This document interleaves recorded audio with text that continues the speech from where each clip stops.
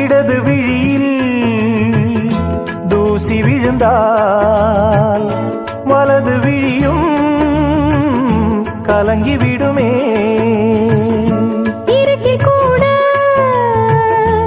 இருக்கும் நிழல் நான் இறுதி வரைக்கும் தொடர்ந்து வருவேன். சொர்க்கம் எதற்கு என் பொன்னுலகம் பெண்ணுருவில் பக்கம் இருக்கு கண்ணேவா.